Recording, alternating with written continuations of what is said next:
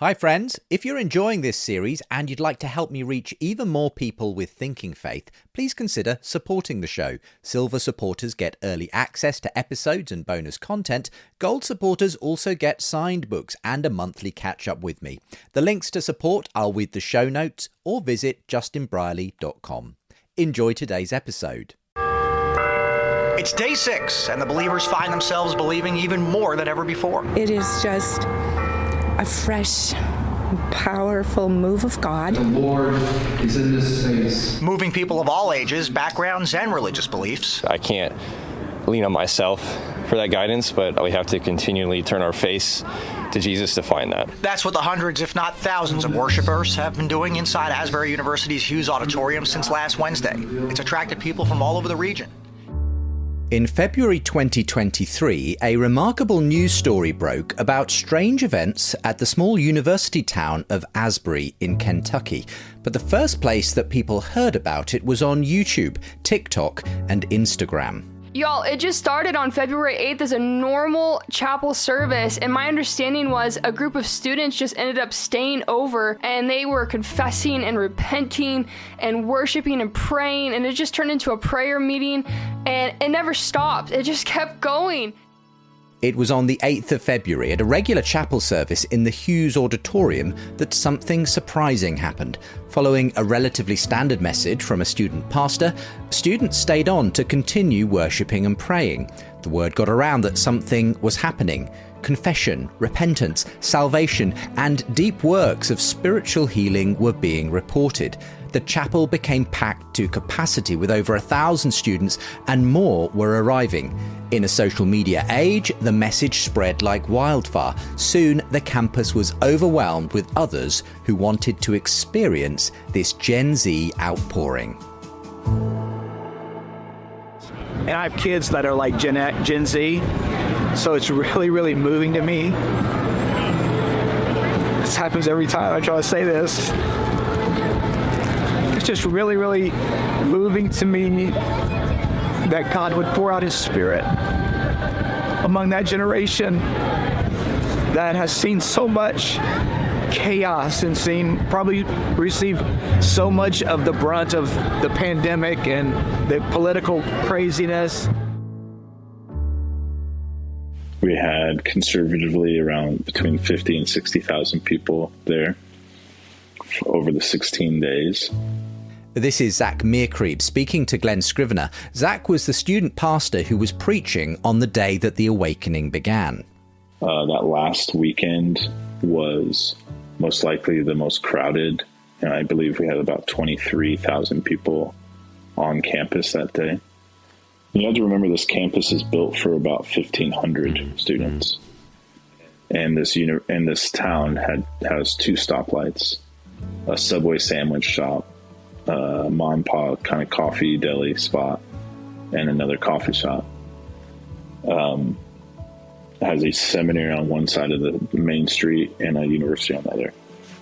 So there's 60,000. At one point, the line to get inside was between 8 or 10 hours.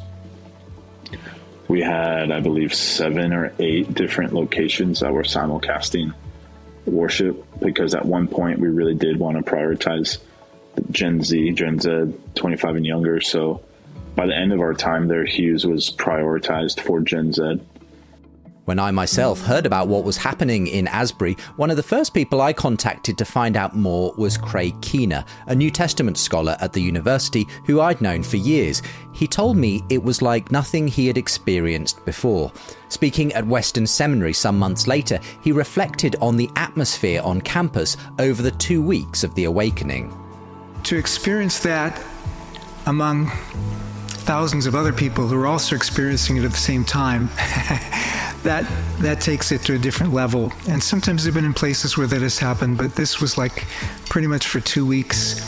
And the seminary is across the street from the university, so sometimes, I still was teaching and so on during that time.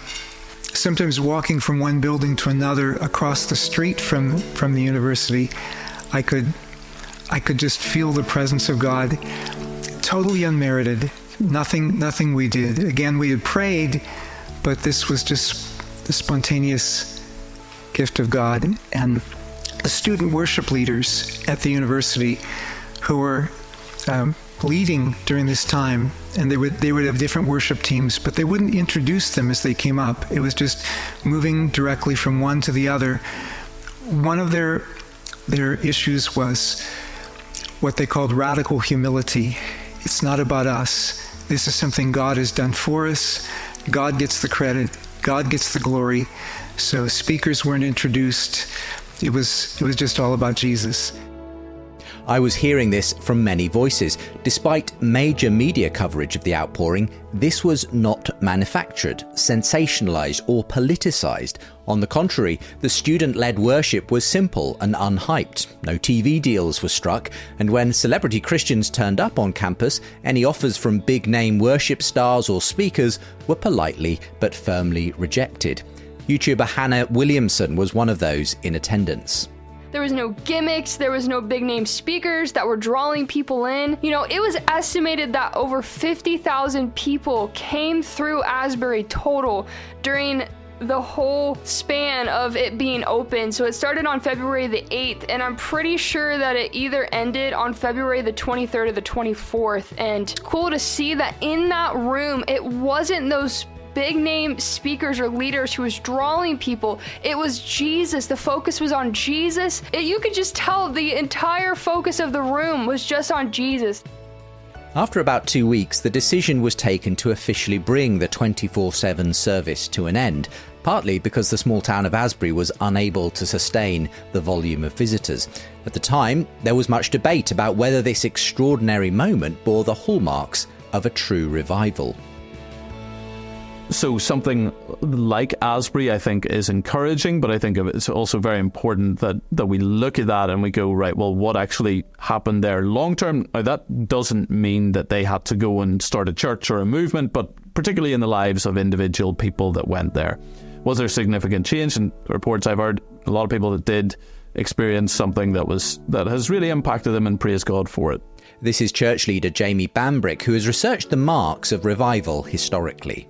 There is no technical definition of the term, I suppose you can say. It just means to come back to life. So that can be on a personal level. I think a church can experience something of a revival.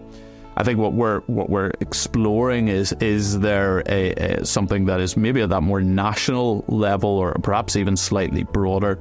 I think what we'd want to see is true conversion, true saving faith in great number. I think that would be really important within that.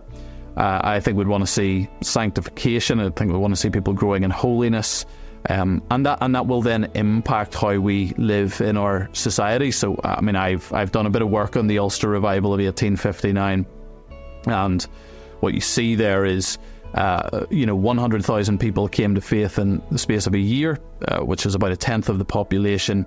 But things like crime went down dramatically, alcohol abuse. I'm not that I'm opposed to a pub per se, but pubs were closing because people were not drinking, at least heavily, anymore. It reoriented the economy, and it led to the establishment, actually, of loads and loads and loads of churches, many of which are still around today. So I think we should see some things like that. And so that'll be something that we'll have to judge down the road. Given the events at Asbury only spanned 2 weeks, many people involved have chosen not to describe it as a revival, but rather as an awakening. That seems wise. Nevertheless, as Joel Zimmerman, one of the students involved, testifies, many thousands were impacted in a new way. I walked in to see students just opening up to each other about hurt, about pain. And they weren't looking at each other like, hey, you got to fix this, and this is how you can do that. They looked at each other and they just encouraged them. They prayed over them and sat with them in their pain and sat with them in their joy. It started with like 20 students just opening up and worshiping. That's all it was. And wanting to keep worshiping him because he's worthy of that. The phrase that I kept hearing over the week that really stuck with me was this radical humility, that everything going on this campus and everything that was going on, just continue to humble ourselves to what he is doing. This is not about Asbury. It's just not about the people showing up, the alumni. It's about Jesus. I'm struck by the fact that teenagers, students and Gen Z with a raw spiritual hunger were at the forefront of this awakening to radical humility. In an age of tech addiction, social media distraction, celebrity scandals, culture wars and politicization, something unexpected came to the surface in February 2023 in Asbury. Throughout this series, I've been charting the waning of new atheism and why many significant secular thinkers of an older generation are revisiting the value of faith. But this isn't just an academic conversation for intellectual elites. Now, in this final act of Season 1 of our docuseries, I want to explore the first signs of a rebirth at the ground level of a younger generation desperate for meaning, purpose, and hope.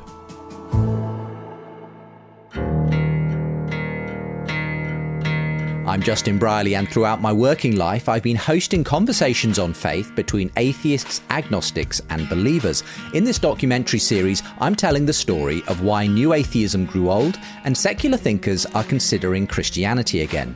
I'm speaking to those inside and outside the atheist movement and the many new thinkers beginning a new conversation on the value of faith. Along the way, we'll meet some of those who have found themselves surprised by God as they've made the journey from atheism to Christianity.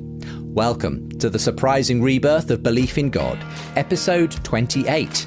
Is the tide turning?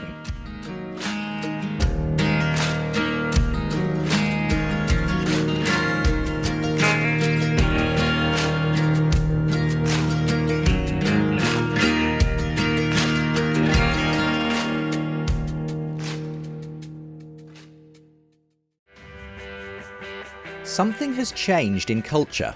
People are willing to consider God again, even those who never thought they'd give it a chance. Atheists, agnostics and doubters are surprised to find themselves passionate Christ followers. How did that happen? The Ex-Skeptic podcast is filled with 100 stories of former skeptics sharing why they didn't believe, what changed their mind, and how their lives have been transformed. Hosted by my friend Dr. Jana Harmon, these stories are for curious skeptics wanting to take a closer look at the question of God and the claims of Christianity, and they're also for Christians to learn how to better understand and engage with skeptics. Come and hear Ex-Skeptic stories on your favourite podcast platform or via YouTube, and be sure to explore more resources at exskeptic.org. If you enjoy this podcast, I think you'll love the Ex-Skeptic podcast. That's exskeptic.org, where you'll hear unlikely stories of belief.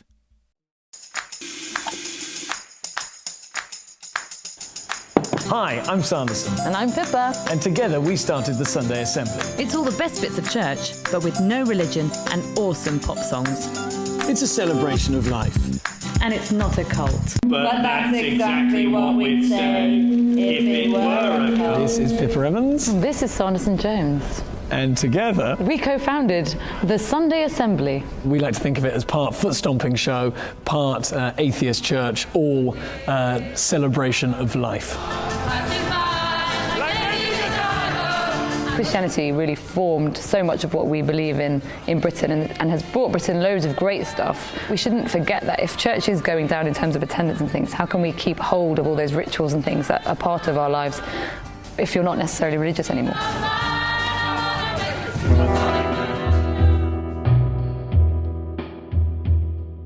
The Sunday Assembly, also known as the Atheist Church, was begun in London by stand-up comedians Sanderson Jones and Pippa Evans in 2013.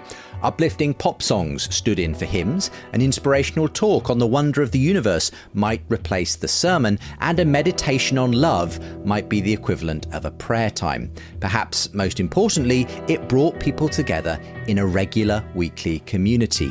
In all these ways, the Sunday Assembly explicitly modelled itself on a typical church service, but rejected any talk of God or religion. The idea caught on, and soon a number of Sunday Assembly congregations formed in other parts of the world. It seemed like the perfect solution for many young people who wanted the benefits of religion without the beliefs. However, after the initial flurry of publicity, the growth stalled following a split in the network, and as participation dwindled, a number of congregations folded. The COVID lockdowns also took their toll, and at the time of recording, the remaining handful of assemblies only appear to meet once or twice a month. In the end, it seems that godless churches are prone to many of the same challenges as regular churches, including the reality of decline. Now, the latest census data has revealed just how much the population of England and Wales is changing. For the first time, less than half describe themselves as Christian. In 2011, it was nearly 60%. Now it is down to 46%. There was a rise in those reporting no religion, now more than 37%. It's wild just how much Christianity has declined with every single generation, pretty evenly too. This is popular atheist YouTuber Genetically Modified Skeptic detailing the well-established facts about the decline of church-going and religiosity in the West. Protestantism has definitely seen the biggest decline proportionally. If you look at atheist and agnostic and nothing in particular, then you see that there's a pretty big jump in those categories between Gen X and millennials. Other world religions has grown over time, but not really by that much. 9% in Gen Z, 6% in the silent generation. Lastly, if you look at these two categories for Gen Z, then you see that about half of Gen Z is not religious. So I think obviously we're seeing a huge number of people leave Christianity and become and stay non-religious. But I don't think that we've seen the full extent of this trend in Gen Z just yet. Over the past 100 years, every successive generation in the West has been less religious, and Gen Z are the least religious group of all. According to Pew Research, 63% of the US population identified as Christians in 2021, down from 75% a decade earlier. Meanwhile, 3 in 10 US adults identified as nuns, people who describe themselves as having no religious affiliation. But the nuns leapt up to almost half among millennials, those born between 1980 to 1996, and among Gen Z, those born between 1997 to 2012. Researcher Ryan Burge told me about the startling rise of the nuns. It's actually really funny because there's a paper written in 1968 by a sociologist who said that the nuns, N-O-N-E-S, were the neglected category in American religion because no one was talking about them, no one was thinking about them, no one was writing about them because there were just not that many of them. Between 1972 and 1991, they went from 5% to 6% of the population. So basically no substantive increase in about 2 decades. But from that point forward, the nuns went on this exponential rise.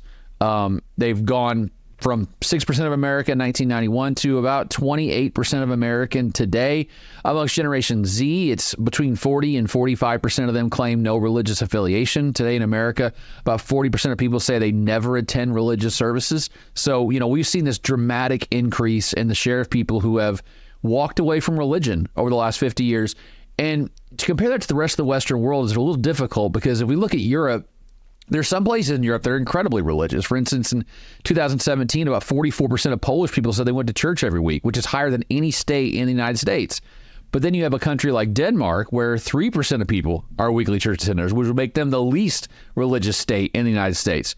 About 25% of Americans are weekly church attenders now. The closest corollary we have in Western Europe is Italy. About 25% of people there go to church every week. But in places like Germany, it's in the single digits, 8-9%. France is the same way. The UK is about in the same spot. So it's really hard to kind of put us in comparison to those other countries. They left religion earlier than we did. That's what we know for a fact. And really the post-war period, Europe threw off religion very, very quickly from the mid-1940s into the early 1970s.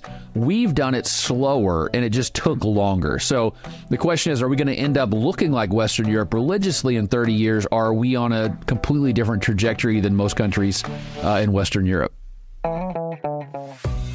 Certainly in my own country, the UK, church-going has been in terminal decline for decades, and as we've heard, less than half of the UK identified as Christian in the last census.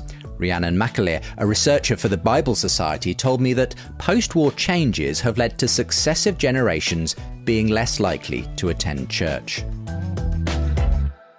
The big sort of story here is that Christianity is no longer the default identity of our society. It's something that you need to opt into. When it comes to church attendance, particularly in the mainstream historic denominations like the Church of England and the Methodists, and to an extent the Catholic Church, have shown also decline in the number of people regularly attending church.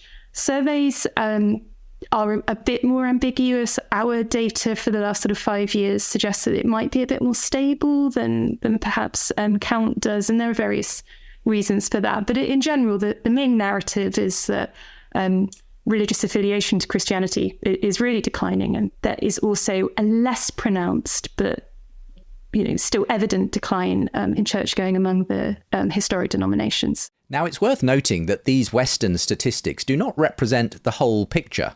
In other less secular parts of the world, such as the global south, belief in God remains part and parcel of everyday life. In fact, because religious people tend to have more children than their secular counterparts, the number of people who identify as non-religious is actually shrinking as a proportion of the global population. And even in the West, there are notable exceptions to the overall picture of decline. The growth of the African Caribbean community has swelled churchgoing in many UK cities, while the church planting activity of Holy Trinity Brompton, home of the Alpha Course, has revitalised hundreds of churches that were on the brink of closure. Nevertheless, the overall picture in the West is one of steady decline in churchgoing. The nuns are on the rise, especially the young nuns. However, Ryan Burge told me that being a nun doesn't necessarily mean being an atheist. But here's what's really, really important. Among the nuns, if we put 5 nuns in a room, 1 would be an atheist, 1 would be an agnostic, and 3 would be what we call nothing in particular. That's actually how there's an option on the survey. It's the very last option. So you read all through the Protestant, Catholic, Muslim, Mormon, and the last 3 go atheist, agnostic, and nothing in particular. They check that very last box, which I call the shrug or the meh response to religion. And we actually can categorize those people as different than atheists or agnostics. Atheists, agnostics have actively rejected religion. They say, I'm done with that. I'm going to affirm this thing over here. Nothing in particulars have rejected religion, but they haven't picked anything else up. So what we know is that a lot of people can be religious on one metric, but not at all religious on another metric. So for instance, about 40% of people are nuns by behavior. They never attend religious services, but only about 15% of people are nuns by belief, which means they have an atheist or agnostic view of God. So it's when people say, well, I'm not religious, I want to say, well, what do you mean by that? What is your definition of religion? Because the share of people who are none, meaning, they never attend, they have an atheist or agnostic belief in God, and then they say they're aligned with no religion, is about 8% of America today. So, the vast, vast majority of Americans are religious on at least one of those 3 dimensions. Perhaps most surprisingly, Burge says the nuns are not necessarily going to keep growing indefinitely. Now, what's really interesting, and it's changing how I think about this, is that the rise of the nuns is slowing among the youngest adult Americans. Okay, so if you look at someone today who's 63 years old, about 27% of them are nuns. Okay, you look at someone who's 43 years old, about 40% of them are nuns. So you're talking a 13-point jump in 20 years of birth, okay, from 63 to 43. But if you go from 43 to 23, the share of the nuns rises from 40% to only 45%. So it went up 13 points in the previous 20 years, but only 5 points in the last 20 years. So what we know is that there's a ceiling there. And we're not going to see Gen Z get to the point where it's 55 or 60% nuns. I just don't think there's any way in the world where that happens. They might rise from low 40s to high 40s, but I would even be surprised if they get far above 50% in America. So that really changes how we think about the trajectory of religion, let's say in 2060 or 2070. It's not going to be 60, 70% nuns. There's just no evidence of that in the data. As we've heard, the nuns may have rejected organised religion, but are more likely to describe themselves as spiritual but not religious than atheist. Indeed, a mishmash of quasi-religious practices, supernatural beliefs and mystical New Age ideas often typify today's non-religious. For instance, a quarter of the UK's non-religious population say they pray, at least occasionally, while 1 in 5 nuns in the United States say they pray every day. Stephen Bullivant is author of Nonverts, The Making of Ex-Christian America, and says that in the secular West, our religious instincts continue to run deep, even if we can't name who or what we're praying to. So classic atheists and agnostics, large minorities of those people, believe all sorts of stuff. Astrology, ghosts, crystals with special properties. We've got the data on this. We did a big, with a group of colleagues of mine, we did a big survey in America, Britain, Denmark, China, Japan, and Brazil. And, each country was different, but I think in no country were even a majority of the atheists kind of philosophical naturalists. In many ways, the decline in church-going and religiosity in the West probably has relatively little to do with the fleeting popularity of movements like New Atheism, and far more to do with changing cultural tides. The rise of individualism and a rejection of traditional forms of community in general mean that the church is in the same boat as political parties, social clubs and civic groups, who have also seen a similar drop in membership.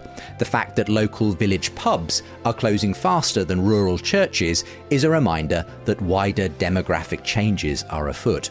A recent survey by Rhiannon McAleer, head of research at Bible Society, has also revealed that despite Gen Z being largely absent in churches, they're more open to spirituality than we may think. This is the first generation who are at a significant distance from church. Many of them will not have grown up with a regular church practice, and they're also emerging into an atmosphere of quite reduced power of cultural Christianity. So they are a really interesting kind of emerging generation. There's some evidence from others around interest in things like astrology and maybe Wiccan and witchcraft and those kind of things. What I don't think we see in them is particular hostility to religion in the style of New Atheism that was certainly affecting millennials at a similar age of transition and emergence into adulthood. So there is some kind of thought that this is a more open generation. I think I would probably caveat open quite heavily because I don't think we see a kind of yearning and a questing in them, but we don't see that hostility or that kind of certainty in like a materialistic worldview. So in terms of our own research, they can look quite cool to Christianity especially. But in terms of their beliefs, 28% of them say they believe in some kind of God, which is lower than our average as a population. But their spiritual practices are on the national average. So they're saying they're less likely to believe in God, but they are still finding a place to some kind of spiritual practices. And these tend to be things like meditation or stillness and being with nature. Those kind of things are how they express that idea. There's real uncertainty on them. For those who say they do believe in God, it's going to be the answer, don't know, when you ask them, well, what kind of belief is that? They don't know, rather than some of our vaguer questions, which might be something like, I don't know, but I believe in a higher power or something there. They don't even tick that. They don't know, but something.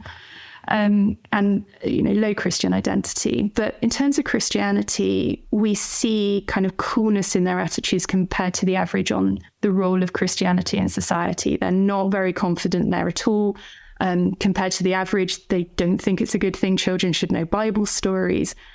But when it comes to a question like it's a positive thing for Christians to talk about their faith, they're actually slightly above average on agreeing with that. So there's a kind of sense of you do you share with me, talk to me, involve me in conversation, but don't impose on me. So this sense of evangelism or one religion taking up a lot of space in society. They seem uncomfortable with that, but in the realm of the personal, maybe a bit more open.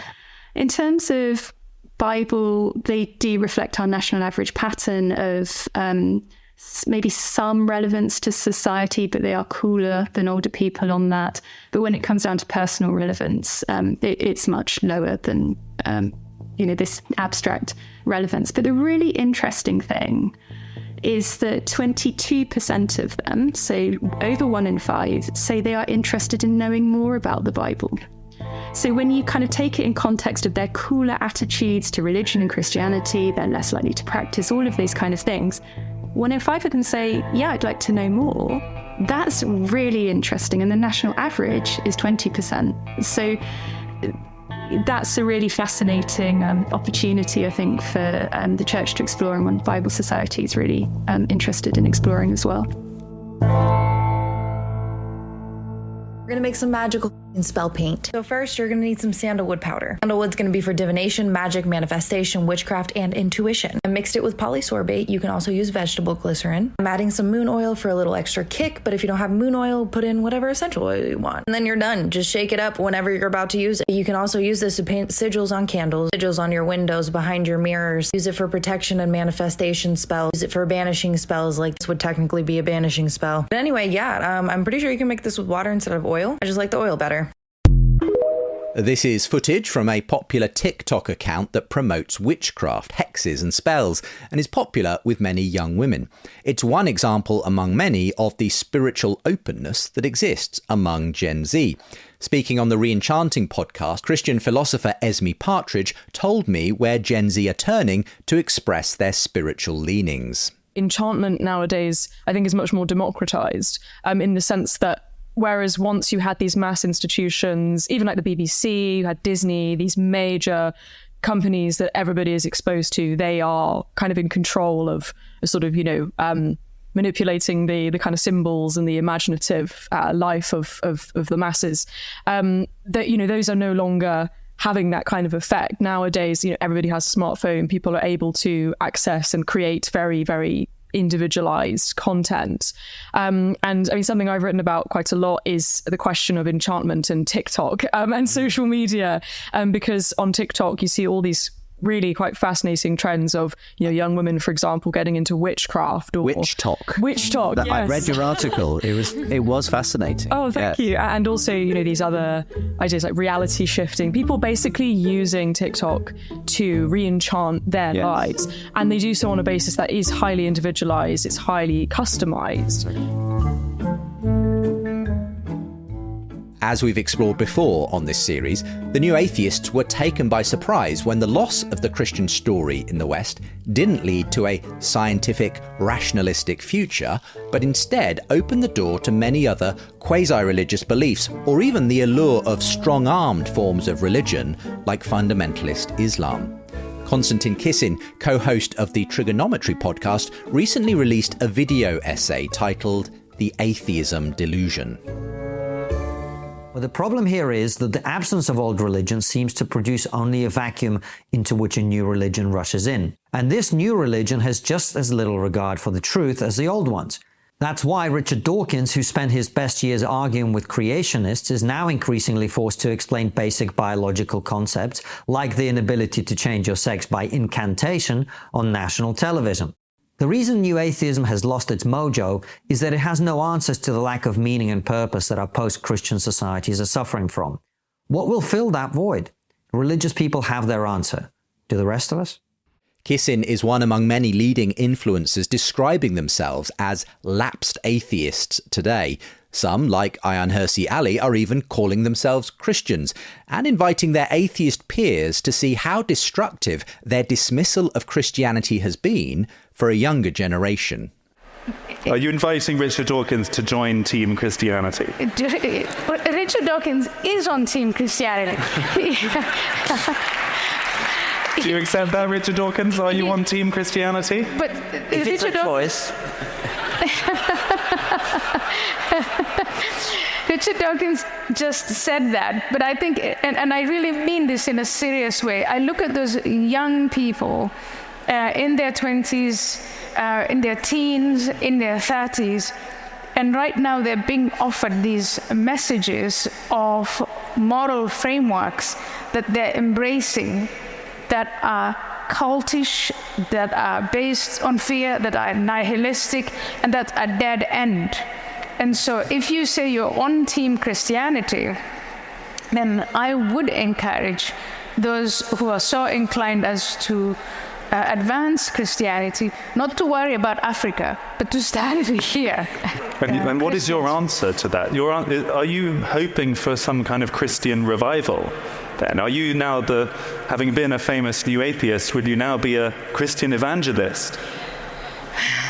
I think, I don't know if you should put it that way. The way I would like to put it is, you have this amazing civilization, you have these amazing societies, and it is pretty frightening to see that the best and the brightest are converting to the mind virus of wokeism and the mind virus of Islamism, and that as atheists, no one even seems to have woken up to the idea. There is a condemnation of wokeism, which you do. You condemn the woke and the mind virus of the woke. You condemn radical Islam. But I think, what do we then have to offer to these young people who are seeking something? Rational secular humanism.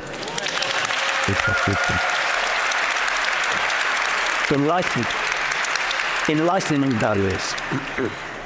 So do you share Ayan's diagnosis of the mind virus of wokeism, as she puts it, of Islamism's return to parts of the West? And Enlightenment humanism doesn't seem to have resisted that advance very successfully. Well, let's press it harder then.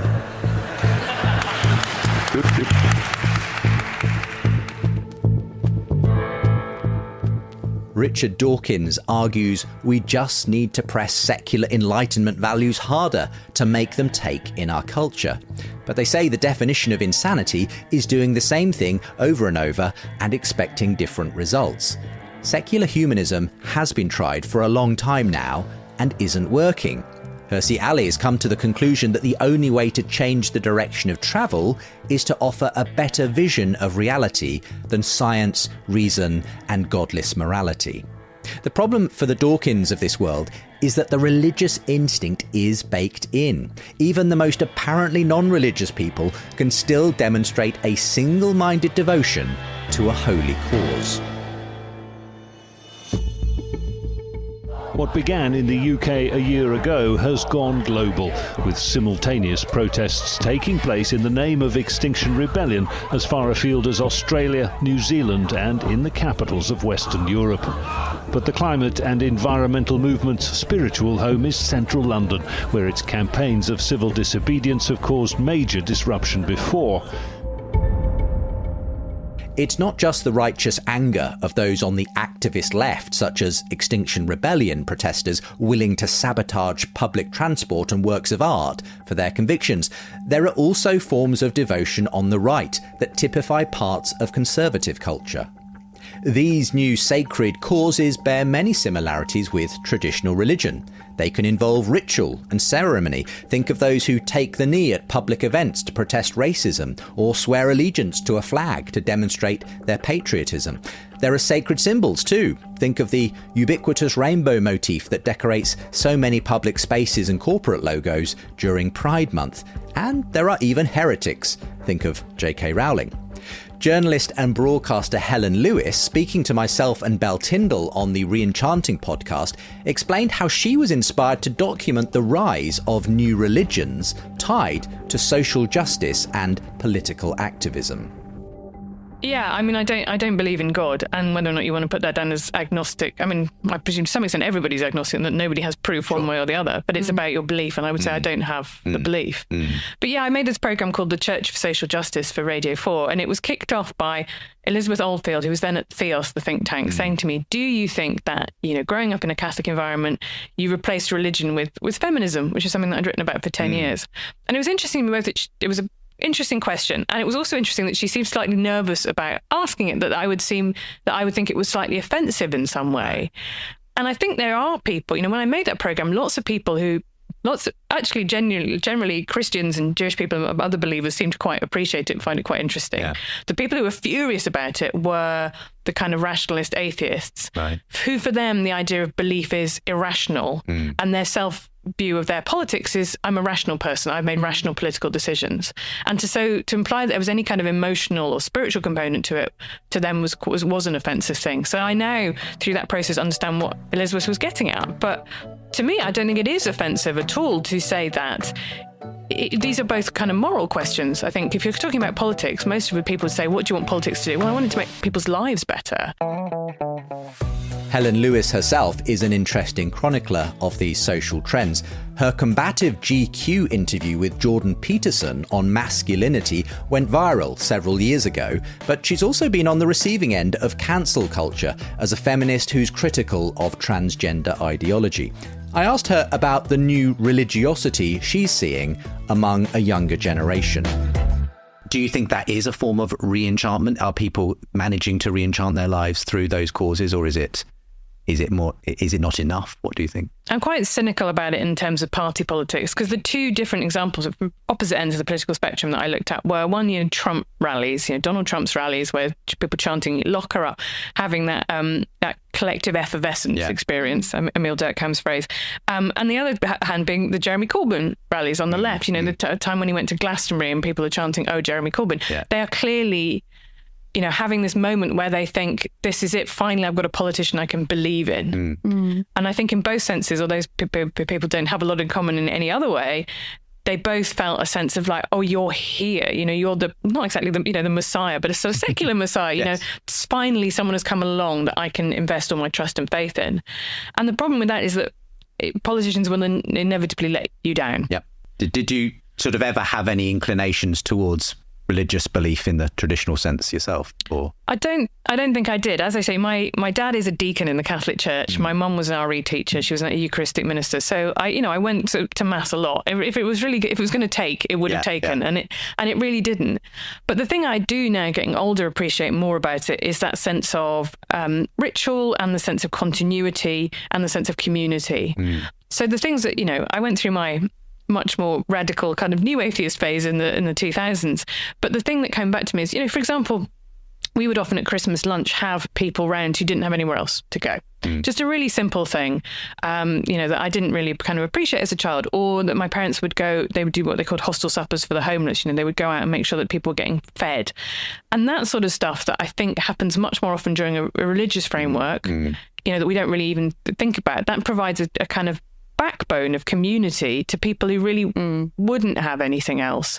And I do think the thing I have taken from Christianity is the idea that every human life is really worthwhile. It's not about like some people are life's winners and those people are rich and they deserve better things, or they're more intelligent so they deserve better things. The idea that people just by being alive are worthy of value, I think is something that, that is, I would say, the bit of Christianity that I hope I've clung on to despite my lack of belief.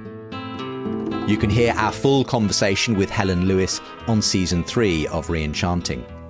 It turns out we're all believers deep down. If it's not God, there's always something else that will become the object of our worship.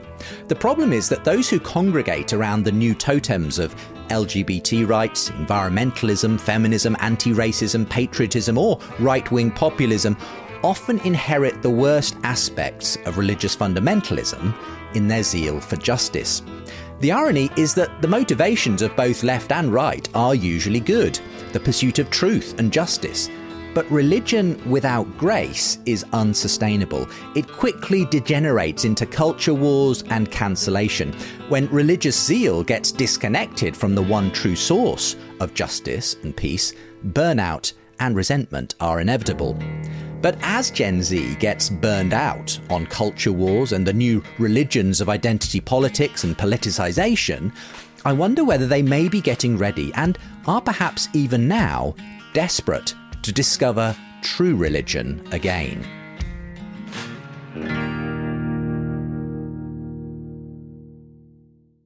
Thanks to Gareth, who wrote in to say, whether you're a person of faith, agnostic, atheist, or none of the above, this series is both genuinely thought-provoking and inspiring. I could not recommend it highly enough. Leaving a review wherever you get your podcasts or simply posting about us on your social media helps others to discover the show. If you want to follow more of my work, why not get my fortnightly newsletter? I'll even send you the first chapter of The Surprising Rebirth of Belief in God book for free when you subscribe. And if you'd like to support the show, you can get early access episodes and bonus content. Gold supporters will receive signed copies of both my books. For the newsletter and to support, visit justinbrierley.com or the links with today's show.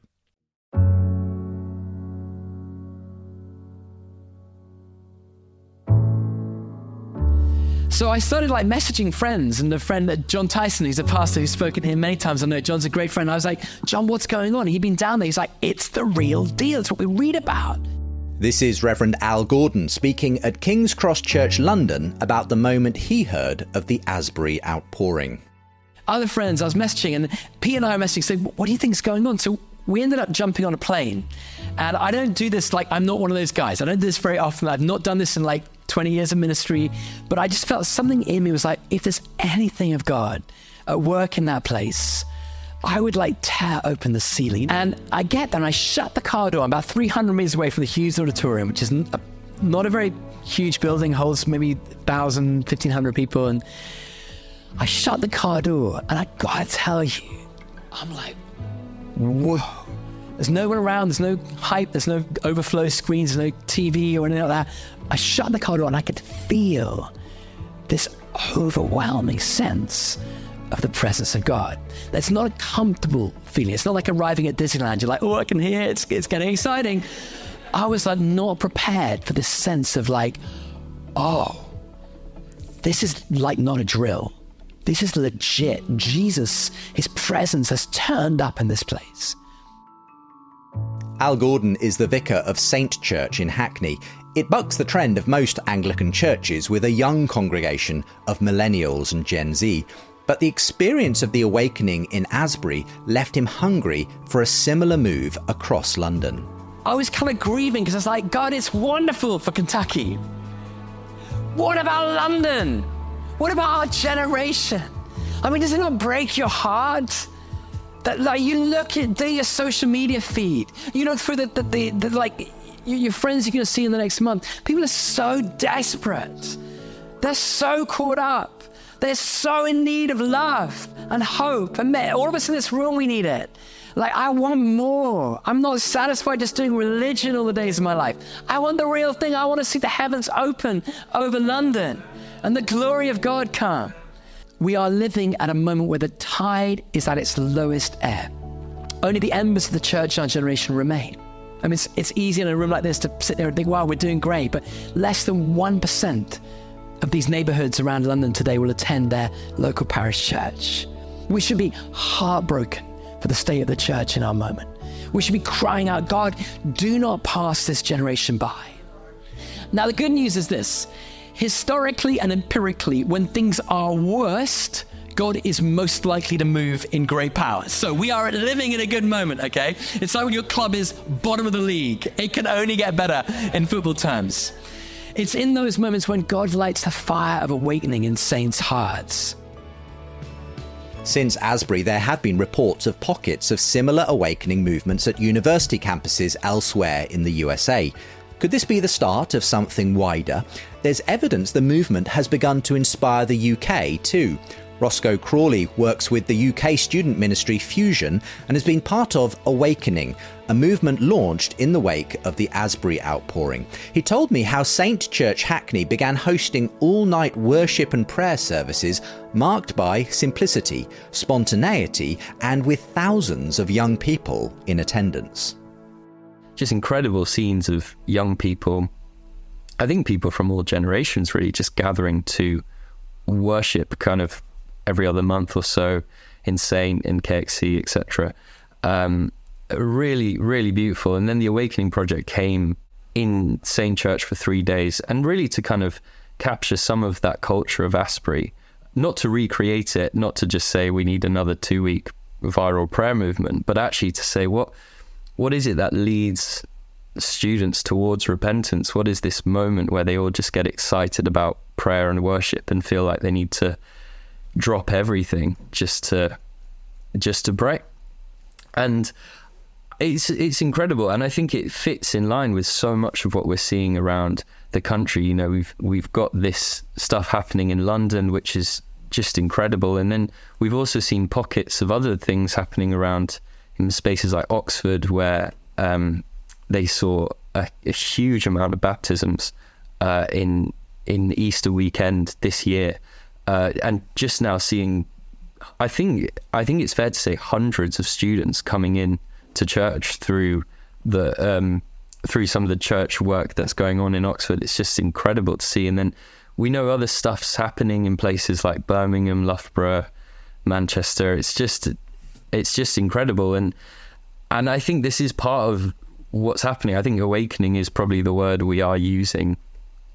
But I think we're using a sort of language of slow awakening, that it seems to just be this tide shifting, and you can track it, and it feels gentle in a way, that it's not crazy. We're not just seeing the millions come through the doors of the church tomorrow, but something's shifting, and we're just recognizing that the posture, I think that's it, the posture of students seems to be waking up to something spiritual and something tied in with the church.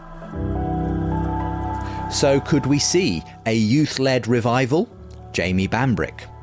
Often revivals do have a slightly younger edge to them for some reason. I don't quite know why that is, but it seems to be that often as the generations shift, a new generation approaches adulthood, they start to try and figure out the faith for themselves, and that can look very exciting, actually. So whether you go back to the Jesus Revolution, or depending on what people's thoughts are on the charismatic movement, or things like that, young people have been at the forefront of a lot of those things, and I think could well be once again. So if you put it in the wider frame of the last 500 years, God stirring up something among college students is a pattern. Like, this has happened before. Author and church leader Trevin Wax told me why he believes something is happening among Gen Z in the wake of Asbury. I think it feels different to us because it's been a while since we've seen something quite like that. But I think what stands out about Asbury is the ordinariness of what took place there. It wasn't a crazy scene. It was the intensification of normal Christian practices and normal Christian beliefs and behaviors. It was the intensification of people suddenly feeling very convicted of their sin. The intensification of a desire to experience the presence of God, or a heightened desire for spiritual disciplines. It's the intensification of people sharing their faith, and also many who were far from God, coming to faith as a result of this strange occurrence that took place. So I think what stands out to me, Justin, is what doesn't stand out. That it's not something completely out of the ordinary. It's as if there's already fire there, and it's just like it's that more oxygen has been given to it. Gasoline has been poured on a fire, and it flares up really, really strong. I think that's what stands out when I hear people from the Asbury Awakening hear what they say about it.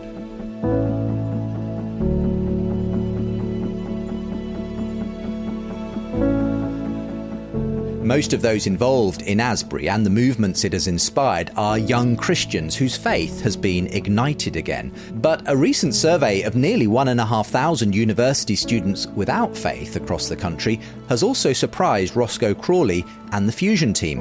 One of the questions they asked secular students was whether they would say yes to an invitation to church.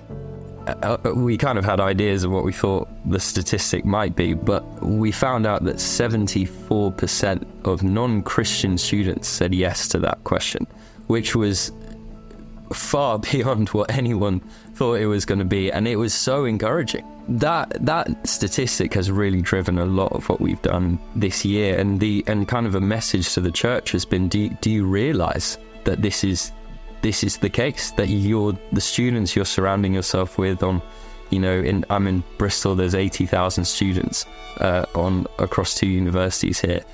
And to think that 3/4 of the non-Christians would just be open, they would just be willing to turn up to a church and explore something of Christianity, was a huge encouragement. Roscoe says that he and the team have also noted an unusual rise in the number of young people expressing interest in faith and even converting. We were talking about this as a team actually a few months ago, and just this is more for the staff who'd been there over a few decades now. And we were noting how about 10 years ago, you'd kind of have 1 or 2 stories a month or a term, and you would sort of ride on those stories to bring encouragement and faith to the churches you were interacting with. In the last few years, we probably have about 3 to 4 stories a week now of students who are leading friends to Jesus during their time at university, opening the Bible with a friend, inviting someone to church, all that kind of stuff. And so you can see the kind of the rate or the frequency of evangelistic moments or missional moments has just drastically increased over the last decade. It's not just Christians taking the initiative. Roscoe says they're encountering more stories of non-believing students turning up at churches or pursuing faith without ever being prompted to by their Christian peers. I remember I was with a friend in Guildford. We were doing a fusion trip and meeting churches there and everything. And he was telling us this story where he was walking around campus and he saw this guy with a T-shirt on that said Matthew 12. And the student we were talking to, he's a Christian, he's a great guy, and he goes up to this guy and he says, hey, you've got a shirt that says Matthew 12 on. That's a Bible reference, right? And this guy goes, yeah, it is. Yeah, I just started reading the Bible. And this guy's like, oh, amazing. I didn't know you go to church. I didn't know you were a Christian and everything. He said, well, I'm not really a Christian. I just kind of decided a few weeks ago to start reading the Bible. And I came across this passage and I thought it was great. So I thought I'd print it out on a T-shirt and start wearing it. And so his friend was like, oh, that's amazing. Well, why don't you come and try church then? I think you'd love it. And so he did go to church and he's going to church now. But tons of these stories of students who are just exploring. They just want to know. And I think it's almost like they're not even waiting for the church to invite them to find out. They're buying the Bible. They're doing the exploration themselves. And I wonder what would it look like if even the church got on board with that and said, why don't we anticipate that or preempt it and actually go out and reach those students, give them the Bible first, and then maybe we'll see way more of these stories as well. It was hearing similar stories in the USA that prompted Trevin Wax to recently pen 2 articles for the Gospel Coalition on rumblings of revival among Gen Z. It kind of started, Justin, with... I'm on several text threads with different pastors from different locations in the United States, and it really began with them kind of all like different threads with different pastors who don't even know each other, but I kind of know all of them. We're texting each other saying, hey, are you guys noticing this? Is this happening where you're at? Like, what's almost like they were perplexed and puzzled by the amount of energy, spiritual energy that they were suddenly feeling in this sort of a rising tide, like all the boats are suddenly being lifted in all these different ministries when it comes to college students. And I was in enough of these different conversations and talking with different pastors at different conferences and things where I've been hearing this for the last couple of years. And then several things started to fall right in a row. One was, you had the Asbury Awakening. Some call it a revival, some call it an outpouring, but time will tell what the long-lasting fruit of that is. But that was certainly something that sparked a lot of interest. And of course it happened with college students. Then that spark kind of spread into other colleges. So, my son is at Cedarville University and they kind of had something similar. It wasn't a long worship service that just continued for weeks, but wound up leading to, I'm talking to people who are students who are going out doing evangelism on secular university campuses, just talking to all kinds of people with a kind of boldness that's actually just surprising, not necessarily something that you would see usually. And then since then, I've been able to visit multiple churches that have strong ministries of college students up in the Midwest, down in Florida, and other places, and I was amazed at what I was seeing and what I was hearing from the pastors in these areas, the kinds of signs that they were recognizing were happening, and they aligned with a lot of things I was also hearing on these on these text threads and phone calls. So put all that together, it seems like God is moving. Something is happening.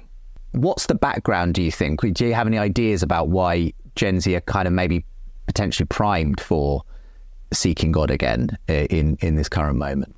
Yeah, I mean, I think we can look at several cultural aspects, things that have been taking place. I mean, the last few years have been tough. Gen Z has been marked by the pandemic. There have been lots of mass shootings. There's been a really disorienting polarization, especially in the American political context. You've got inflation, all sorts of abuse scandals. And then you've got Gen Z we're in this era where there's such a hunger for identity, purpose, meaning, and it sounds really freeing to tell people your identity is what you make of it. You're not bound by anything. You're totally free to be whatever you want to be, whoever you want to be, however you want to be. You're free to do whatever it is you want and to make up your own meaning and significance in life. That sounds really freeing, but it's actually very exhausting. And then you add the digital component to this. And I mean, I think there's something profound in the fact that when we talk about social media, we call these companies platforms because everyone is performing all the time. It's not just an expressive kind of individualism. It's a performative individualism. And that feels exhilarating at first, but then it can become very exhausting. I think there's a real desire, a hunger for something real, for something lasting, for something that's not a flash in the pan. It's something that is profound and substantive. And so you recognize I like to tell people when it comes to Gen Z, look for the areas of anxiety, because there are all sorts of areas of anxiety that have grown up around some of the practices and the cultural aspects that we are experiencing in this moment. I have a theory myself that in the UK at least, many Gen Z are more open to faith than older millennials and Gen X, partly because they missed the new atheist movement altogether and simply haven't picked up much religious baggage or negative associations with church, having never been in one before. Of course, that's a very broad brush argument, and as Ryan Burge explained, Gen Z are presented with a different picture in the USA. In America, we're still not in that post-religious mindset. And in the UK, I think there's no reaction or rebellion because there's nothing to rebel against, because religion's been such, a small part of society. In America, it's still a very large part of society. And in America, it's almost always coded as conservative, Republican, anti-abortion, anti-LGBTQ, and anti all these things. And so I think what we're seeing in America is there is a contingent of Gen Z who is rejecting all those things that I just mentioned. The culture war stuff has really pushed them away because they themselves are gay or have friends who are gay, or, abortion matters a lot to them. So that's still pushing them away. But I actually think what we're seeing in America is a contingent of young people who are being drawn to religion for the exactly same reason it's pushing some people away. I think a lot of young people have expressed to me a skepticism of things like transgender identity, right? And the mental health crisis and, the loneliness epidemic that's facing every generation. But I think Gen Z is especially acute there because of the smartphone. And I always tell people this: the most interesting thing you do as a kid is rebel against your parents. And, if you grew up Southern Baptist, the cool thing to do is become an atheist. But imagine you're a second-generation atheist or a third-generation atheist. The most rebellious thing you can do there is become an evangelical. So I do wonder if there's going to be some sort of like counter movement in American society over the next 20 or 30 years as the younger generation gets further and further from Christianity being the dominant, strain of religiosity in America. So I think this is, and I wrote in my post, I think we're at the end of an era in American religious demography. For the last 30 years, it's been the rise of the nuns, and now it's like we're kind of stepping into a new room, and the lights aren't on in that new room yet. We don't know what the landscape looks like. We don't know how people are going to react to this new environment. So it's a really exciting time to do the kind of work I'm doing because there's so many unanswered questions for what the next 20 years looks like. You can find more of Ryan Burge's research at his popular Substack, Graphs About Religion. When I first published the title of my book and this podcast, The Surprising Rebirth of Belief in God, many skeptics on social media responded with, "What rebirth? Haven't you seen the statistics on religious decline, Justin?" And of course I have, and we've covered it in some depth on this episode already. Initially, all I had to offer in response was my own anecdotal sense that the atmosphere was changing.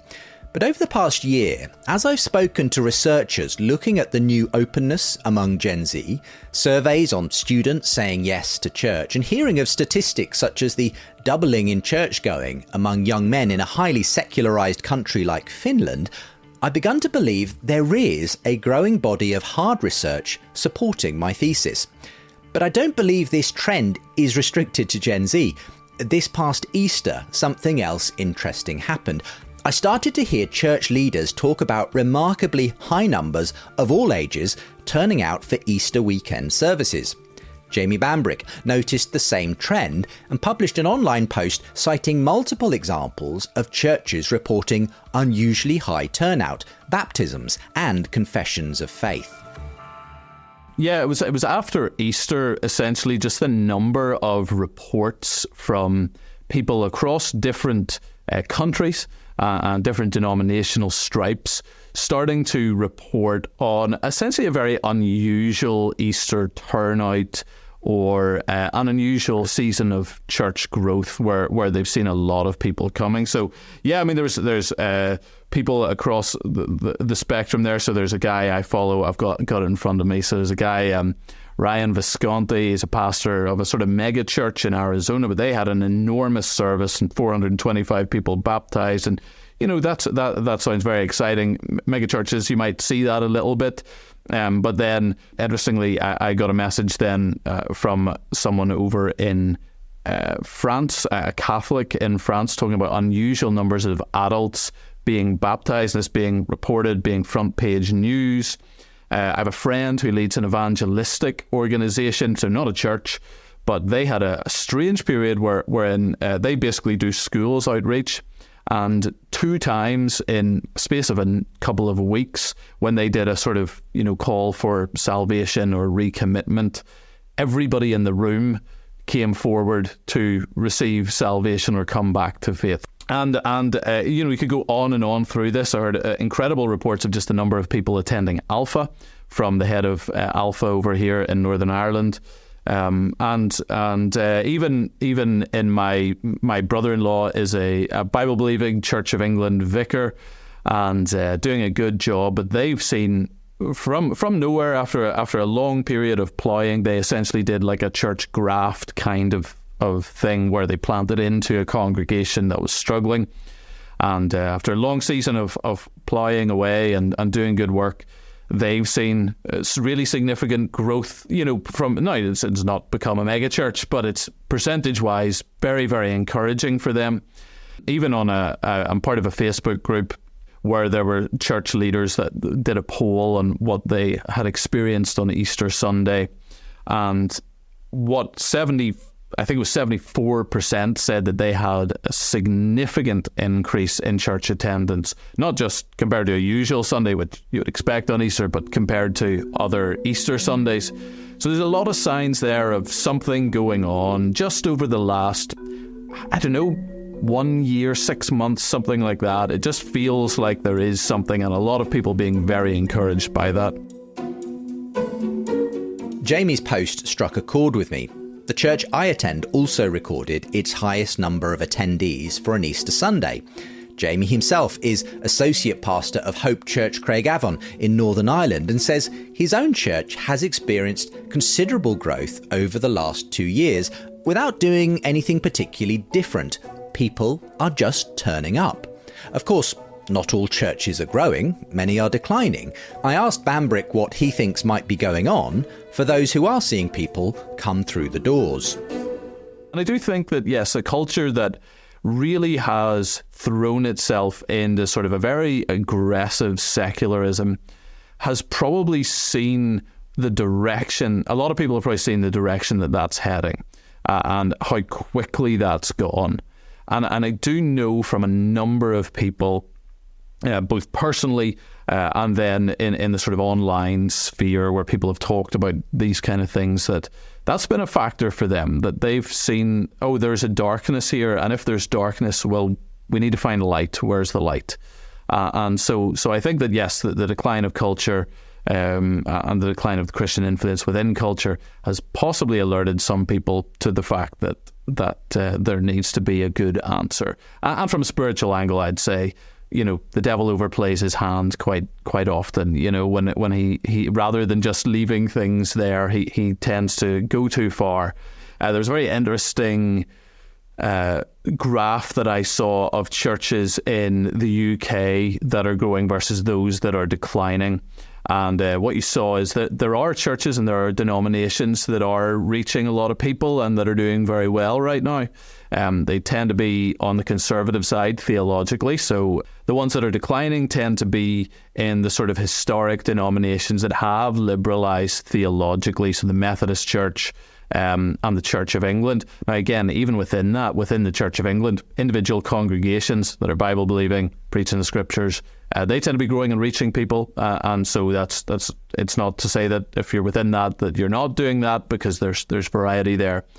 But I think that people are looking for that. I think one of the interesting things biblically, if we look at this, Jesus talks about the church being salt and light, and one of the immediate things I think of whenever I read that passage is that the church is called to be different to the world, right? That should be pretty self-explanatory, that there's got to be a difference there. And sometimes what the church has done is adopted the ideologies or the habits or the ways of thinking of the world around it in an effort to try and reach the world, in an effort often with some degree of missional thought behind it. But in fact, what you see is it's actually counterproductive, where actually the world is drawn to the distinctives of the church, not to the ways in which it's similar to the world. So I think that's something that the church really needs to embrace and go, yes, we are different, and no, we're not going in that direction, and that missionally that will actually be more effective. We don't do it just for that reason, but it's certainly a big part of it. Significantly, it's not just Protestant evangelical churches seeing some surprising signs of life. About 12,000 adults and teenagers were baptized on the day before Easter. This is a record number for a country like France, where almost half of the population says they do not believe in God. However, the latest data from the French Bishops' Conference show that despite this secularization, the number of people who are seeking to be baptized in the Catholic faith continues to increase. During the Easter Vigil, about 7,000 adults and more than 5,000 teenagers were baptized. Given that France has historically been a secular stronghold in Europe for centuries, the record number of adult baptisms in the French Catholic Church seems to have surprised many, especially the fact that over a third of them were aged 18 to 25, and many from a non-religious background. Brian Walker is himself an adult convert to Catholicism and runs a YouTube channel commenting on faith. What we're seeing is this onslaught of people joining the Catholic Church that have not grown up in a Christian background. We're in a time where we're actually seeing growth in an area you wouldn't think. Just like in France. Like I said, my wife was going through this Reddit feed, and she said most of the individuals there were atheists or something else, not Christian, before they converted to Catholicism. We're living in some really interesting times, and it made me think, like, what's happening? Like, why? And to me, the only answer I could say is God's moving and shaking things up.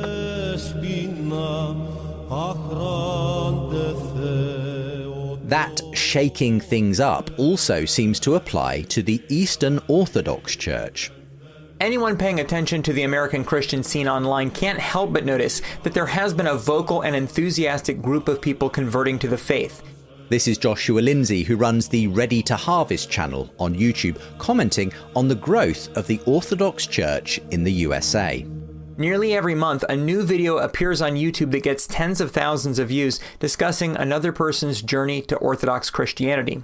A 2008 study found that 29% of Greek Orthodox were converts and 51% of the Orthodox Church in America were. In the OCA, 56% of the clergy were also converts. It's worth saying that Eastern Orthodoxy has always been and remains a relatively small denomination within the USA. Nevertheless, many commentators and even publications like the Wall Street Journal are describing unusual growth patterns across many of its parishes. This is Father Andrew Stephen Damick. A couple of years ago now, I started hearing from a number of my friends who are clergy about a surge of people showing up to their churches, right? And often they would say things like, "We are seeing more than we have ever seen before." And for a lot of long-standing clergy, a lot of clergy have served in parishes for a long time, they'll say, "I am now seeing more inquirers, more catechumens than I have seen in the whole time that I have served in this parish." Not just all at once, but in some cases, more than all their previous years combined. And I can attest that about a year and a half ago or so at our parish here in Emmaus, Pennsylvania, we had more people that we were going to receive into the church than I myself had received in all the years that I had been the pastor of the parish, which was 11 years in total. Everyone is saying this is more than they've ever seen before. And they're saying that this has picked up just in the past few years. This is all anecdotal. Of course, what I'm hearing from is anecdotal. But I wanted to get some hard numbers. It's almost impossible to figure this out. So I talked to a friend of mine who has been doing a close study of about 20 parishes in the United States and asking their clergy a lot of detailed questions. And there's a lot of interesting data there, and God willing, this study is going to be published sometime in the next few months, so be on the lookout for that. But one of the things that was noticed is that in this study, the increase of people who have been baptized or chrismated from 21 to 23 versus the previous 3 years, 2018 to 2020, there was a 62% increase. And then if you compare 2022 to 2023, those 2 years against the previous 2 years, 2020 to 2021, there has been a 94% increase. Now, some of that, of course, can be pointed to and say, well, during especially the first year of COVID, not as much was going on in parishes, for sure. But nonetheless, when you spread it even further out, you still see this 62% increase. So what grand evangelization plan has the Orthodox Church in North America been rolling out? Father Damick has an answer. First off, I want to talk about the idea that the Orthodox Church has done something to attract these people. Here's what I've found. We haven't done anything. So, it's not that. The Orthodox Church hasn't done anything to bring these people in. In fact, one of the people that commented said this, "I can only speak for our mission. We haven't changed anything to make this happen or to try to draw them. It's just happening." I'm most interested in those who were previously unbelievers or unchurched. Many just felt something was missing, and they stumbled upon Orthodoxy somehow. Then Googled Orthodox Church near me, and voila. The Orthodox Church itself may have done nothing to see this wave of people coming through its doors, but I have a theory myself about why the Church is attracting so many converts. As culture arguably becomes more shallow and ephemeral, with the march of technology, entertainment and perpetual self-invention, people who sense a need for a return to a transcendent source are looking for it in deeper, more ancient places, and the Orthodox Church, with its unashamed adherence to ancient liturgy and practice, delivers the kind of seriousness and transcendence that people are looking for. This perhaps also explains some of the new upturn in popularity of Catholic and Anglo-Catholic church traditions too. Father Jamie Franklin of the Irreverent podcast believes so. The high church form of worship, which is historically deep, which is reverent, which aims at least at transcendence, which is frankly a little bit weird and different to people's ordinary experience. These are things which I've always found to be, well, since I've engaged with it, I found to be fascinating and life-giving and deeply spiritual personally. And I believe that this historic form of Christian worship has the capacity to reach people in our culture for the reason that people are so saturated with superficiality, frankly. iPhones, 2-second attention spans, the internet, pop music, bland aesthetics, and the list could go on. But what the high church form of worship offers is something completely different, something which is abnormal to people's normal experience, and offers them transcendence, offers them beauty, offers them peace, offers them a challenge in terms of their attention span, and so on and so forth. So I think there's something there which is valuable and meaningful, and which I believe in personally. I'm happy to work on that basis, that this is, as well as anything else, an evangelistic form of liturgical worship. One of the world's key Eastern Orthodox influences is Jonathan Pageau, and he was the first person to alert me to what's going on in his own backyard. One of the things that I've noticed is, this is basically experience in my own world, which is the Orthodox Church, in North America. But we are seeing waves of converts. I mean, parishes, some are doubling, tripling, wow, like just massive amounts of conversions. But the conversions, they have a certain characteristic, which is their intellectual conversions, and it's not as much the kind of usual, not usual, but the story of someone who maybe hit rock bottom, who's been having all these problems and turned to God, and found God in their struggle and in their suffering. But it's really people that are, university graduated, that are professionals, that are thinking, that are reading, that are quite intelligent, who are actually dealing with a meaning crisis and that are looking to find meaning.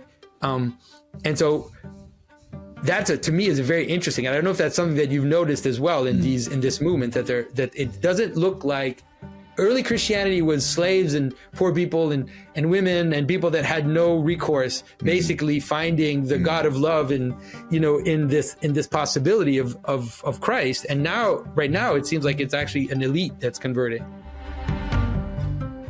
Jonathan Pageau may be onto something here. Of course, globally, in places where Christianity is continuing to grow fast, Africa, China, South America, it continues to appeal primarily to the poorest and most marginalised. But in the UK and USA, many of those I've seen attracted to orthodoxy or the ancient streams of Christianity are the thinkers and intellectuals. In this series, we've already met two high-profile converts to Eastern Orthodoxy, Martin Shaw and Paul Kingsnorth. Likewise, Tom Holland, in his search for faith, has been drawn to the beauty and mystery of London's oldest Anglo-Catholic church, St. Bartholomew the Great. But I don't think the surprising rebirth of belief in God, even in the West, is limited to the elites. Certainly, the intellectuals of this movement, the Pageaus and Petersons, the Hollands and Hercialis, have been prominent in my thesis. But I believe it's precisely their large platforms that make them so influential, and that influence is filtering down to many quote-unquote ordinary people and massively impacting a general openness to God in our culture.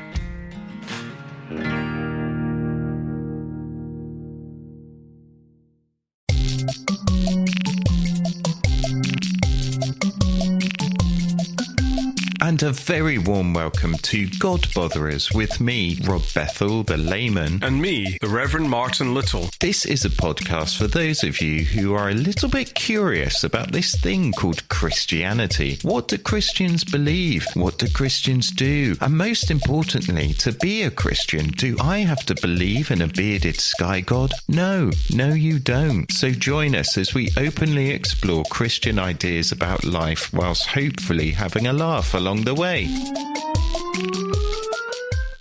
Don't worry, your podcast feed isn't playing up. You're still listening to the surprising rebirth of belief in God.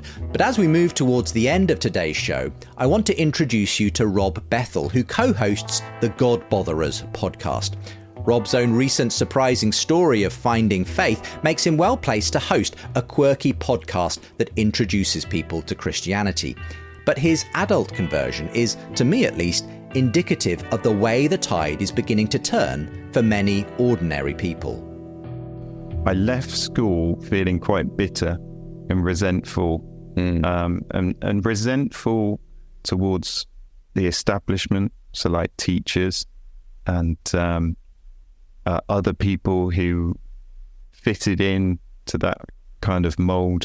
And when I got to university, where I did a music technology degree, I did really enjoy music, but there was a big drive to prove to everybody that I was great and I could make it. And I was living the rock and roll lifestyle at that point. I was drinking too much. I was promiscuous. I fell into kind of far left politics, and I was quite judgmental about other people. I saw other people as lesser. I got into postmodernism, so I believed in a subjective moral framework, and I was basically anti-everything. And you may have heard of this book, The God Delusion. Up a copy of The God Delusion. I read that, and that was it. I was like, yeah, religion's a childish fantasy, and people who believe it are stupid, and they're sheep. So that was it. And I was living life just as the Richard Dawkins bus campaign said, there's probably no God. Now stop worrying and enjoy your life. So that's what I was doing. But the trouble is, I wasn't enjoying my life. You know, I was anxious, I was depressed, I was stressed, I had existential angst, I was drinking too much, I wasn't treating people right. Lacking any real sense of direction after university, Rob hoped that a fulfilling career might be the answer. I thought I needed to do a proper job because I was bumming around doing music, not earning any money. So I thought I was doing some mental health work, and so I decided to do a social work master's, which somehow I got onto the course. Yeah, so I became a social worker. And working with people and myself, I was starting to feel that something was missing. We could give them all these valuable things like counseling, medication, things like mindfulness and things. And at the time, I was regularly practicing mindfulness, and it's a great tool. I was also into Buddhism as well, because that didn't require God, and it was quite cool because it was Eastern. But I just felt the people I was working with, and for myself, there was something missing. Something wasn't quite working, because people would keep coming back and needing treatment.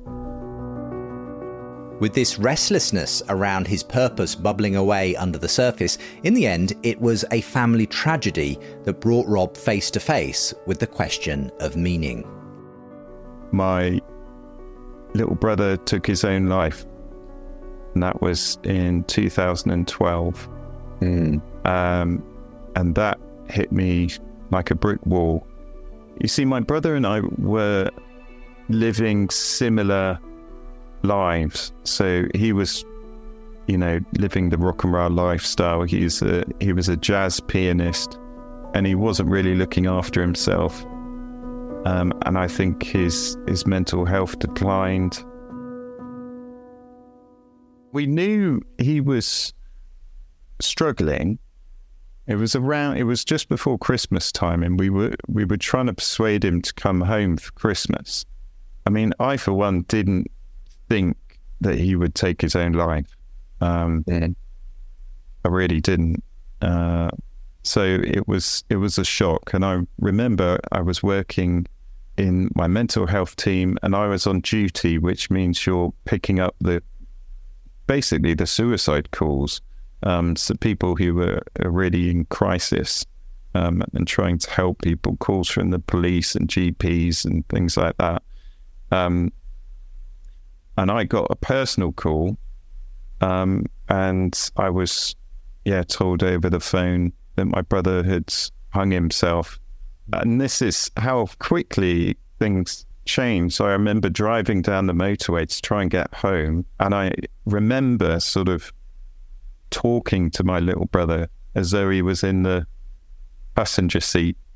It was a difficult time, and my wife Kate was pregnant with our eldest son Alfie, and he was born in 2013. So it was all very stressful because my younger brother had just died. We had a new baby to bring up, something we'd never done before. And then, just to add to it all, my dad died of Alzheimer's. Right. So it was a really difficult time. And just to stay sane, I started praying again.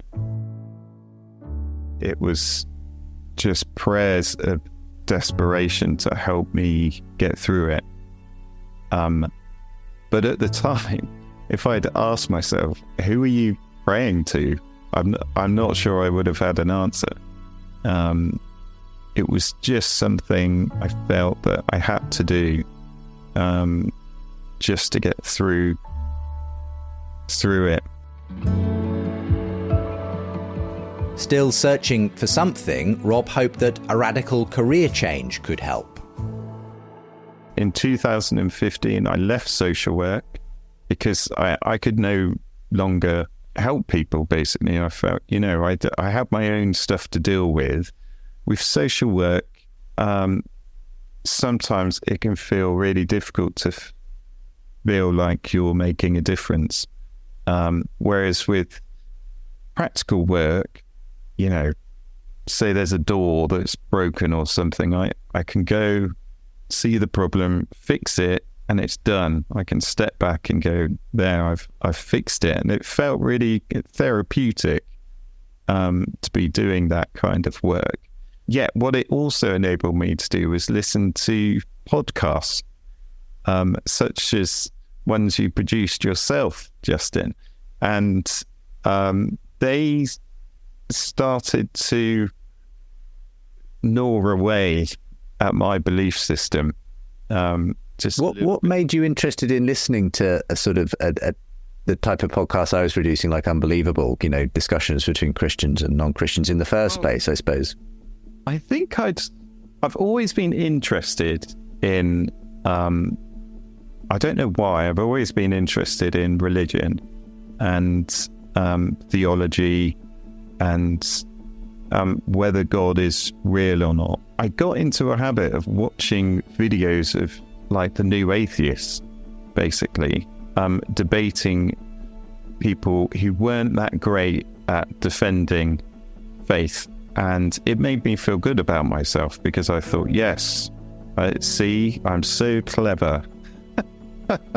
I'm as clever as Richard Dawkins. And then I guess you must have come up in the feed or something you'd produced.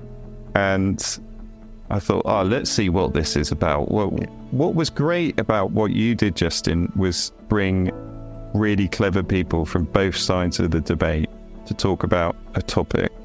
And that was a breath of fresh air to me. I didn't realize that you could be a Christian and be really clever. I honestly didn't think that was possible. The God delusion, I really thought people were deluded. Yeah, that started to challenge my belief system. There was a part of me that wanted to believe. And I was kind of like, it felt like I was fighting against this thing, but it kind of kept trying to rear its head. And I just found myself more and more interested.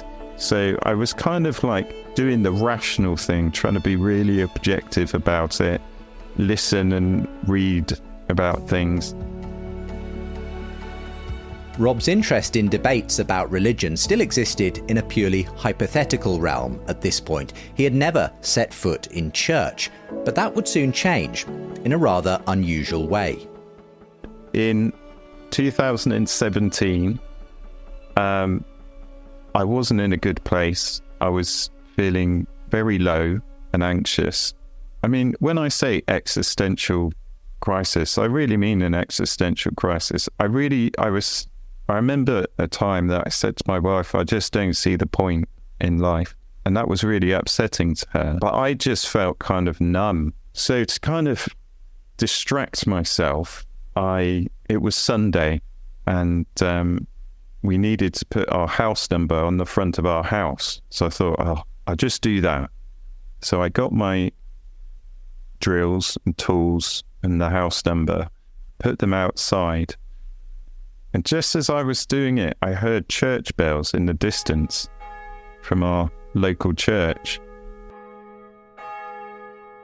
And for some reason, I just felt compelled to go. And so I poked my head through the front door and I said to my wife, I know this sounds really weird, but I'm going to go to church. And so I went. I didn't really know what I was doing. I'd never been to a church service before. I sat at the back next to a lovely lady called Jean.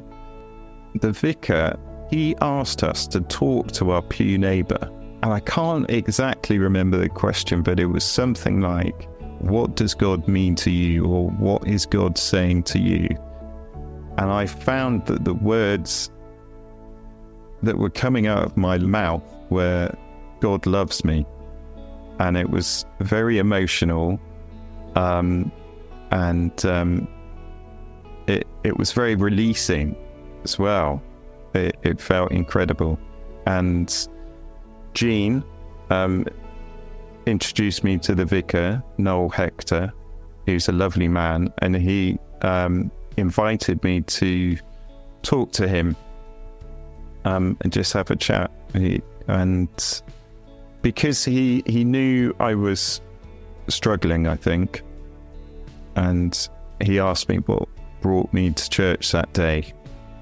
And so I went to see him, and I went to see him with my sort of atheist hat on, going, I'm going to show him, this establishment figure, I'm going to bring him down a peg or two.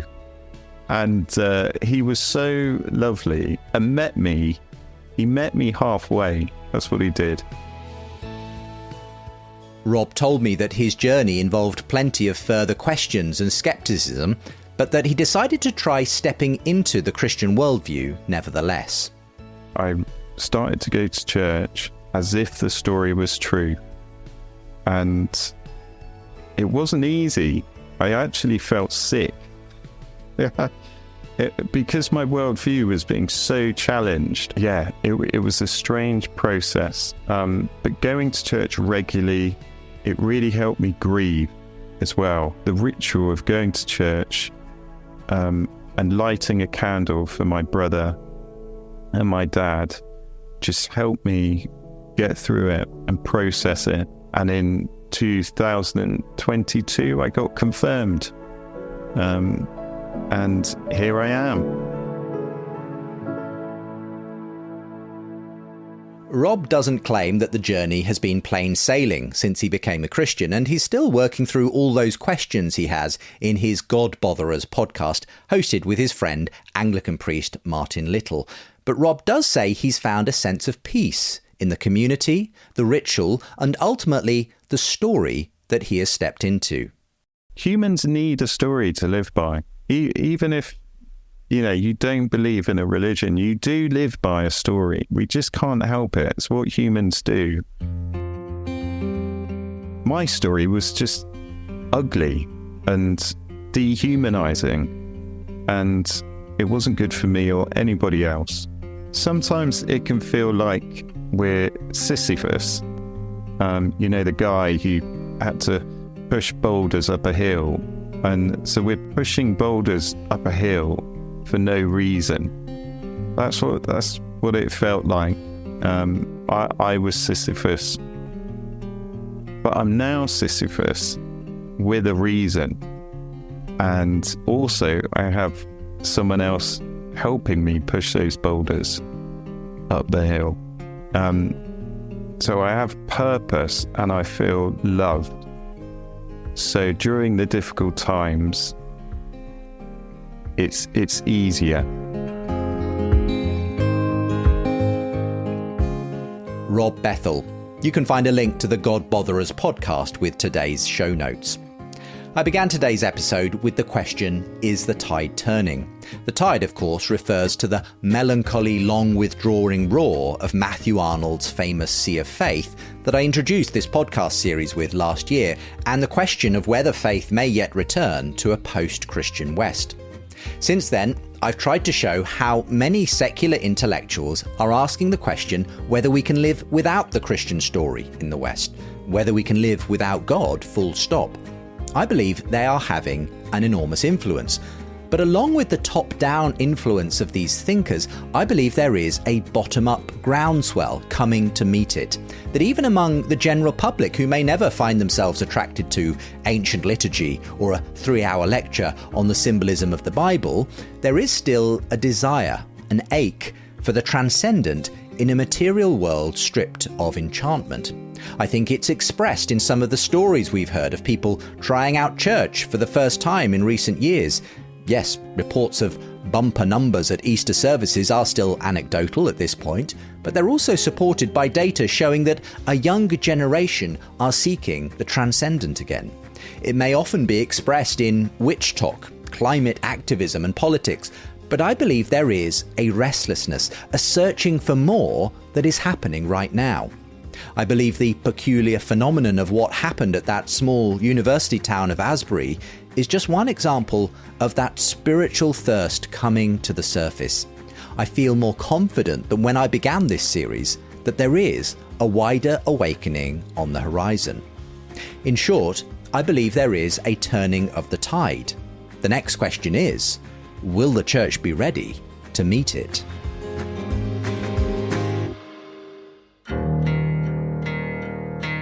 You've been listening to the surprising rebirth of belief in God, telling the story of how new atheism grew old and secular thinkers are considering Christianity again. Check out our show notes for links to all the guests and archive materials used in this episode. And just to remind you, this podcast series is also a book.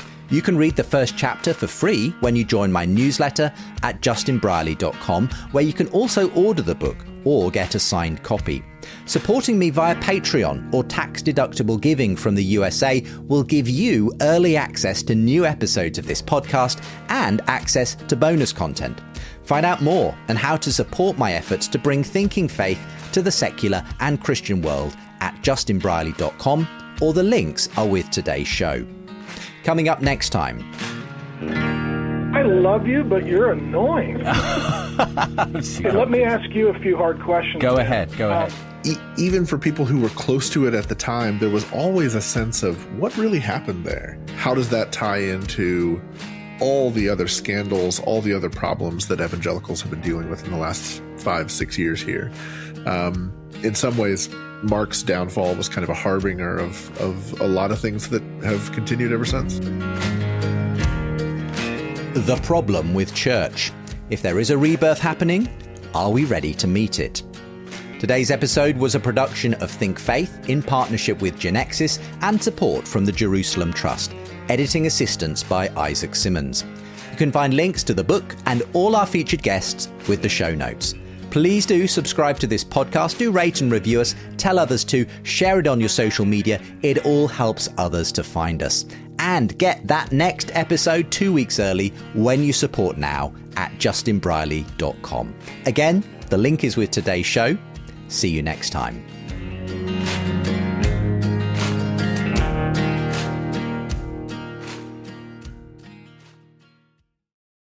Thanks for listening today, and to Ellis, who left this review saying, one of the best podcasts I've ever listened to. Historical, insightful, reasoned, and full of heart. So necessary in a culture that has forgotten why it is like it is. Just bought the book too. If you can leave a review, it helps others to discover the show. And if you want to buy the book, like Ellis did, you can get a signed copy from my website. As it happens, gold supporters of this show get signed editions of both my books anyway, plus lots of bonus content and early access. And of course, your support makes a huge difference to me being able to produce this podcast. So for the book or to support, visit justinbrierley.com or follow the links with the show notes.